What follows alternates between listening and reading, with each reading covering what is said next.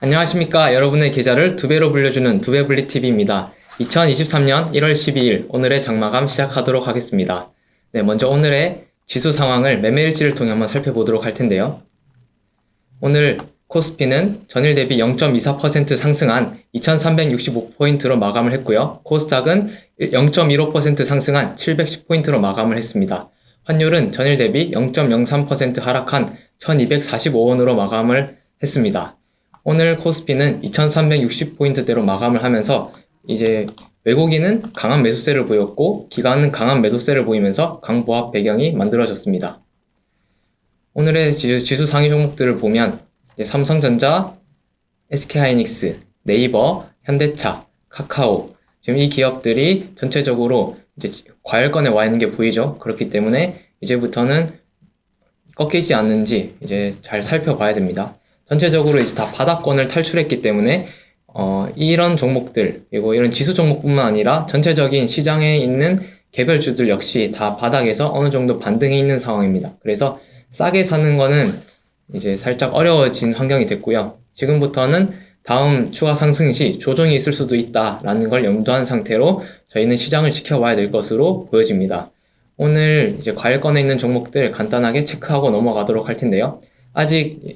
아직은 셀트리온 헬스케어부터 카카오 게임즈까지 봤을 때 코스닥 종목들이 코스피 대비 아직 덜 과열권에 진입했다라고 보여집니다. 그래서 코스피는 조정을 받더라도 코스닥은 반대로 오를 가능성이나 아니면 같이 조정을 받더라도 코스닥이 조정을 약하게 받을 가능성이 높다라고 보여집니다. 현재 이 지수 상승 종목들의 이제 상승세가 어느 정도 멈춰지면 그 다음부터는 지수 상위 종목이 아닌 개별주 혹은 시총이 낮은 종목들 쪽으로 이제 매수세가 돌아갈 확률이 높기 때문에 그런 부분도 참고해 주시면 좋을 것 같고요. 간단하게 SK하이닉스랑 카카오 두 개의 일봉 이격도와 일봉 스토캐스틱 두 개 다 과열권에 있는 이 종목 두 개만 살펴보도록 하겠습니다.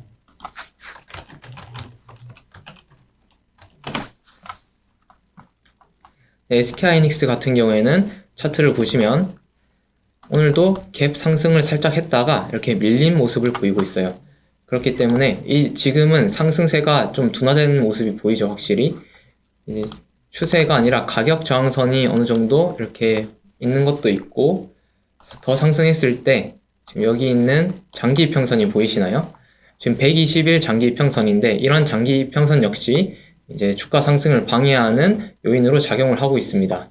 이걸 돌파하더라도 여기 제가 저항선으로 그어놓은 89,960원 이 부분에서 한 번 더 부딪힐 수도 있다. 그걸 돌파하더라도 또 추가적으로 막는 곳이 많이 있습니다. 여기 위에도 있고요. 그렇기 때문에 SK하이닉스도 강한 반등세를 노리기는 쉽지 않습니다.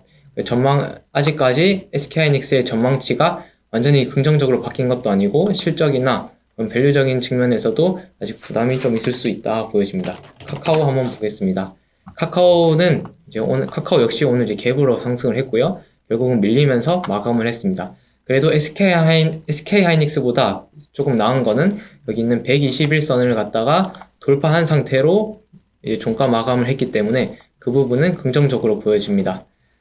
카카오가 이제 추가적인 상승을 할 경우 이제 우리가 어디까지 갈 수 있는가 봤을 때 이제 이전 지지 부분은 다음 상승할 때 강한 저항이 될 수가 있죠. 그래서 이런 부분 가격대로 치면 67,270원 부근이네요. 그래서 67,000원 부근에서 상승할 경우 막힐 수도 있다 라고 생각이 되어집니다. 아직 저희가 여기 블릭스 상에서도 매도 신호가 나오지 않았고 이제 구름 신호도 잘은 안 뜨는데 이 구름 신호도 나오지 않아서 지금부터 이제 완전히 하락할 겁니다 라고 단정을 지을 수는 없어요.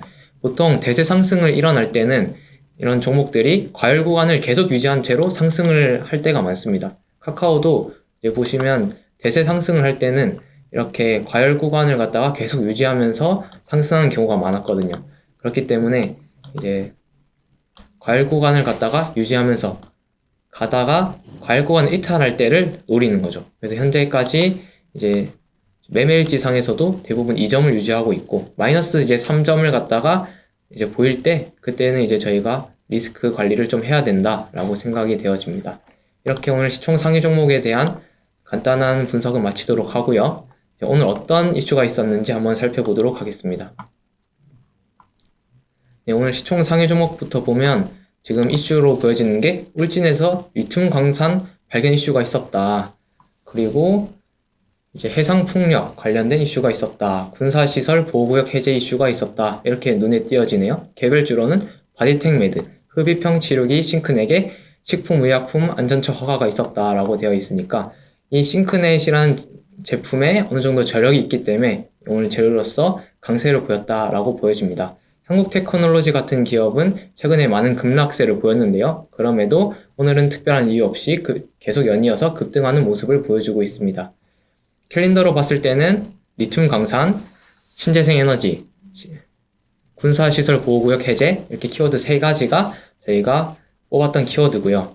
이거 역시 다 새롭게 시장에 등장한 키워드입니다.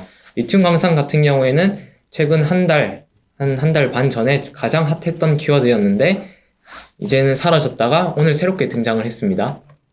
이제 이걸로 인해서 다시 그때 이전에 강세를 보였던 하이드로 리튬, 금량 이런 종목들을 갖다가 다시 얘네가 갈 거야 하고 따라 들어가는 것은 생각보다 위험한 선택이 될 수 있을 것 같고요. 오늘 리튬 광산 이슈는 보시는 것처럼 국내에서 이제 리튬 광산이 찾았다, 이제 발견되었다 이런 기사였습니다. 그러니까 과거 지난달, 지지난달에 강했던 리튬 기업들은 해외에서 리튬 광산을 인수하거나 리튬 광산을 보유하고 있는 기업들이었고요. 오늘 이슈가 된 기업들은 한국에서 이제 리튬 광산이 발견됐다라는 이슈가 있었는데 한국에서 자신이 보유하고 있는 부지 중에서 광산을 보유하고 있거나 국내에 있는 광산 개발했던 업체들이 많이 엮여서 결국은 종목군은 다르게 움직였다라고 볼 수 있습니다. 그래서 오늘 보면 대표적으로 나왔던 게 울진이라고 되어 있거든요. 그래서 울진과 관련돼서 어떤 기업이 갔을까 하고 봤더니 해인이란 종목이 이제 오늘 상한가를 기록했습니다. 깔끔하게 30% 이제 상한가를 기록했는데요. 보시면 자회사인 해인자원이 울진 광산 채굴 이력이 있었다. 이게 부각이 되어서 이제 상한가를 갔고요. 근데 이 기업은 재밌는 게 3월에 파산 신청을 했다고 합니다. 자회사였는데 이처럼 이것 역시 단순 테마로서 아직까지는 명백하게 실체가 있다라고 볼 수가 없다고 저는 생각을 합니다. 그리고 성신양해라는 기업도 이제 우리가 흔히 알고 있죠. 시멘트 관련돼서 슈티지가 나거나 화물연대 파업할 때 가끔씩 슈팅을 보였던 기업이었는데 이제 과거 지질련이 단양도 리튬이 존재한다. 광산 보유 개발 승인에 부각됐다. 이런 기사로 이제 오늘 강세를 보였습니다. 결국 이 성신양해 역시도 본업과 관련 없는 이슈로 오늘 급등을 하게 됐다라고 생각을 할 수 있습니다. 다음 두 번째 이슈는 신재생 에너지 이슈인데요. 저희가 이게 아다리가 좀 잘 맞았던 것 같아요. 이제 어제 가상발전소 얘기를 하면서 이제 그 다음에는 태양광이나 풍력 관련돼서 이슈가 수급이 그쪽으로 갈 수 있을 거다라고 생각을 한다고 말씀을 드렸는데 이슈도 같이 발생을 했어요. 이제 하나솔루션 같은 경우에도 이제 오늘 강하게 갭 상승했다가 밀리긴 했는데 이제 미국에 3.2조 원을 투자하고 나서 10년 동안 8조 원의 세제 혜택을 받을 수 있다. 이런 기사도 뜨고요. 그래서 IRA 수혜 기대감이 다시 한 번 더 등장을 했고 풍력도 CS윈드 같은 경우에도 지금 2023년 기준으로 연간 5기가와트 이상을 갖다가 생산을 하게 되는데 지금 IRA 통해서 1와트당 3센트씩 이제 세금을 갖다가 절세 혜택을 받을 수 있습니다. 그렇기 때문에 그런 혜택으로 인해서 연간 보통 한 2천억 그 정도의 이제 혜택을 받을 수 있다고 해서 이제 CS윈드도 강한 모습을 또 보였고요. 이 이슈는 작년에 나왔는데 올해 같이 하나솔루션과 엮어서 한번 설명을 드렸습니다. 그리고 이 기사가 오늘 나왔어요. 인천 앞바다는 이제 성지가 될 거다라고 하는데 오늘 이 얘기를 한 기업이 이제 오스테드라는 기업입니다. 여기 보시면 세계 최대 해상 풍력 발전 기업이라고 해요. 이 오스테드가. 근데 이 오스테드가 한국의 인천 앞바다를 갖다가 점 찍었다고 합니다. 그래서 관련 이슈가 발생을 했고요. 그래서 오늘 관련 기업들이 상승을 했습니다. 오늘 풍력에서는 CM플러스라는 기업이 강한 모습을 보였고요. 그 외에도 원래 대장주로 알려져 있는 CS윈드, CS베어링 이런 기업들 역시 상승하는 모습을 보여줬습니다. 간단하게 차트 한번 보려고 하는데요. 어제 저희가 CS윈드 차트를 봤었죠. 오늘 CS윈드 차트를 보시면 이렇게 갭을 띄울 줄 몰랐는데 이렇게 갭을 떠버렸어요. 갭을 떴지만 저항이 살짝 부딪혔다. 저항에 살짝 부딪혔지만 그래도 아직 상승세는 유효할 수도 있다라고 보여집니다. 오늘 이렇게 의미 있는 거래량이 뜨면서 반절 정도 꼬리가 달렸는데, 이 꼬리의 의미는 제 개인적인 견해로는 이 부분에서 이제 물려있는 사람들이 일부 이제 차익 실현을 하거나 본전에서 탈출을 한 걸로 보여지고요. 그럼에도 이렇게 상승 마감했다는 것은 여기 나온 대량 거래량이 의미 있는 수급으로 받쳐졌다라고 보여집니다. 최근 다른 종목들에 비해서 이제 신재생에너지 쪽이 강하지 않았는데 그런 흐름을 좀 보여주는 것 같고요. 오늘 또 다른 이슈가 또 하나 있었습니다. 여기서 이 기사입니다. 오늘 2036년 기준으로 원전과 신재생을 비율을 60%로 늘리겠다라는 산업부에서 이제 제10차 전력수급 기본 계획을 발표를 했다는 거죠. 재밌는 게 이제 작년에 제9차 전력수급 기본 계획을 살펴보면 이때는 문재인 정부 시절입니다. 문재인 정부 시절에 어떻게 얘기가 돼 있었냐면 신재생 에너지의 설비 용량을 20기가와트에서 2034년 77.8기가와트로 57.7기가와트 이제 증가시키고 신재생의 비중을 40%까지 늘리겠다라고 했어요. 그리고 이제 원전 같은 경우에는 비중을 축소하겠다라고 했습니다. 재밌는 게 이 신재생이 어떻게 보면 문재인 정부 시절의 중요한 키워드였다 치면 이제 윤석열 정부 시절에서는 원전의 비중을 늘리는 것이 중요한 키워드였는데 막상 여기서는 원전의 비중 그런 기가와트 증가가 그렇게 눈에 도드라지지 않습니다. 물론 제9차 기본 계획에 비해서는 감산하는 게 늘어난 거니까 의미가 있는데 신재생 같은 경우에는 여기서 2036년까지 79기가와트를 늘어난다는 거죠. 문재인 정부 시절에도 57기가와트네요. 57.7기가와트를 증가시킨다고 했는데 윤석열 정부에 들어서 와서도 신재생 비중을 줄이지 않겠다라는 게 결국 이 정책의 골자입니다.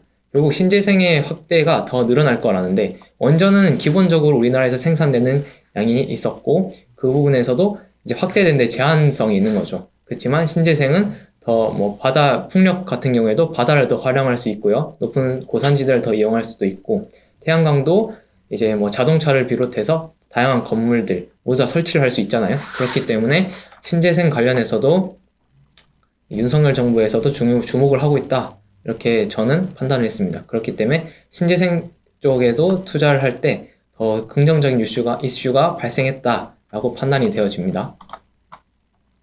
그리고 다음 이슈를 한번 살펴보겠습니다. 다음 이슈는 군사시설 보호구역 해제 이슈였는데요. 내용을 한번 보겠습니다. 강원도의 주요 현안 중 하나가 군사시설 보호구역의 해제 또는 완화를 위한 법률 개정인데요. 근데 이게 이제 추진이 된다고 합니다. 그래서 오늘 이런 관련해서 그 DMZ 부근이나 아니면 파주 등의 위쪽 지방에 땅을 보유하고 있거나 땅을 보유하고 있음에도 개발할 수 없었던 그런 부지였는데 이런 거에 대한 기대감이 생기면서 관련 기업들이 이제 상승하게 된 거죠. 그래서 보시면 오늘 어떤 기업이 상승했는지 확인해 보겠습니다. 군사시설 보호구역 해제로는 일신석재, 코아스, 크라운혜택홀딩스, 크라운제가 이런 기업들이 있었고요. 일신석재 이 기업 같은 경우에는 흔히 알겠지만 과거에 대북 관련주를 엮였습니다. 대북 관련주를 엮였는데 이번에는 군사시설 보호구역 해제 지역으로 관련주로 또 엮이는 모습을 보여줬습니다. 그 외에도 이제 생체 인증 이슈가 있었는데요. 이거는 그리고 가상화폐 빗썸 이슈가 있었습니다. 빗썸 같은 경우에는 1월 3일에 한번 이슈가 있었는데 제가 그래도 이거는 조금 위험한 이슈고 일시적일 것 같다라고 말씀을 드렸는데 오늘 어떤 기사가 나왔었냐면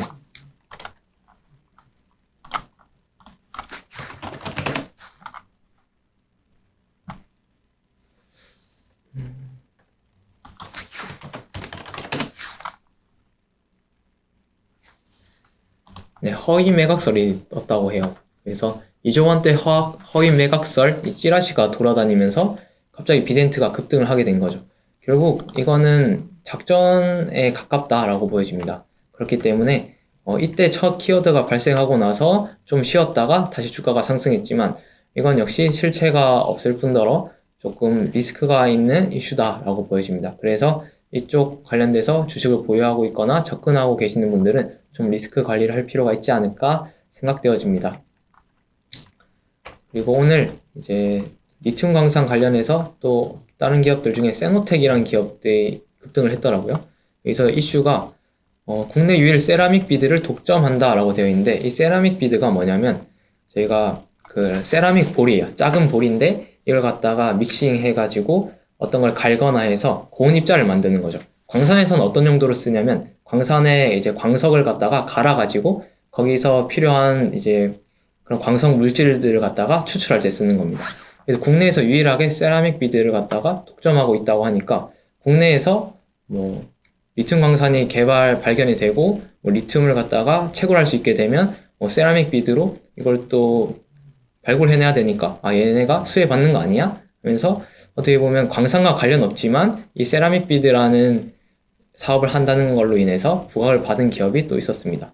그 외에 이제 한국테크놀로지나 이제 특별한 이슈가 없는 기업들이 있어요. 이런 기업들은 보면 아마 최근에 나온 공시에서 어떤 영향이 있거나 그럴 확률이 높습니다. 한국테크놀로지 같은 경우에는 어제도 상한가를 가고 오늘도 강한 모습을 보여주고 있는데, 제가 이제 공시를 확인해 보니까 최근에 이제 자회사를 흡수합병했더라고요. 자회사를 흡수합병했고, 한국조선해양건설이라는 기업이었습니다. 흡수합병하면서 매출액도 그래도 한 3,400억대 나오고, 물론 당기순이익이나 이런 건 적자긴 한데, 그런 걸 이제 흡수합병하면서 시총이 작잖아요. 시총이 작으니까 흡수하면서 볼륨을 키우고 시장에서 이제 어떻게 보면 수급 이슈를 갖다가 불러들일 수가 있는 거죠. 차트 면에서 봤을 때 한국테크놀로지가 좀 재밌습니다. 보면 이렇게 엄청난 급락을 했었는데